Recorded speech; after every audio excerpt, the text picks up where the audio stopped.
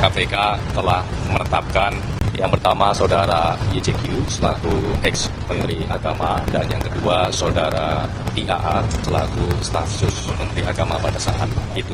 Apakah memang sesulit itu kemudian KPK melakukan penyidikan dan baru kemudian sekarang Gus Yakut ditetapkan sebagai tersangka? Harusnya tidak ya. Dengan pendekatan follow the money, harusnya itu bisa dipetakan dengan laporan hasil analisis transaksi keuangan, uang itu dari mana, kepada siapa, kemudian dibagi kepada siapa saja, untuk tujuan apa. Dugaannya ini kan ada jual beli ya, jual beli kuota dari travel-travel ini agar mereka bisa mendapatkan kuota tambahan. Saya juga bertanya-tanya kenapa ini kemudian berkepanjangan baru sekarang untuk ditetapkan sebagai tersangka. Dari sisi konstruksi perkaranya tidak terlalu rumit. Nah, ini harapannya KPK bisa buat konferensi pers yang jelas. Ini kan belum ada konferensi pers yang jelas ya. Baru sekadar keterangan dari jubir dan juga jawaban secara melalui pesan singkat oleh salah satu pimpinan KPK. Tidak seperti kasus-kasus lain yang KPK membuat konvers oleh pimpinan KPK, kemudian dijelaskan kronologi kasus posisinya secara jelas, kemudian bagaimana KPK akan menyelesaikan perkara ini.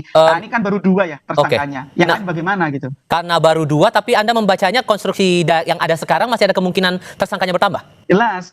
Masa hanya 2 orang inilah, itu kalau memang ada jual beli kuota misalnya, jual beli kuota itu siapa yang membeli? Yang membeli juga harus dijerat, yang membeli ya mereka-mereka para penyelenggara ibadah haji khusus itu, travel haji khusus itu gitu ya. Juga para penyelenggara negara di internal Kementerian Agama yang KPK pernah sampaikan informasi ada pihak-pihak yang diduga menerima aliran dana. Kan itu informasi itu kan kalau saya baca berbeda dengan pejabat yang 2 ini yang ditetapkan sebagai tersangka. Artinya harusnya KPK kalau mau umumkan tersangka selesaikan dulu ya penyidikannya, siapa saja yang harus ditetapkan sebagai tersangka, kemudian baru kemudian diumumkan kepada publik tersangkanya A, B, C, D, E, F, dan seterusnya dengan masing-masing perbuatan yang dilakukan. Peran apa yang dilakukan oleh para tersangka ini sesuai dengan kapasitas mereka masing-masing dan kemudian KPK jelaskan kepada publik apa langkah ke depan yang akan dilakukan baik dari aspek penuntutannya untuk menyelesaikan perkara ini secara pidana maupun bagaimana ke depan agar penyelenggaraan ibadah haji ini tidak terus-menerus menjadi kasus korupsi.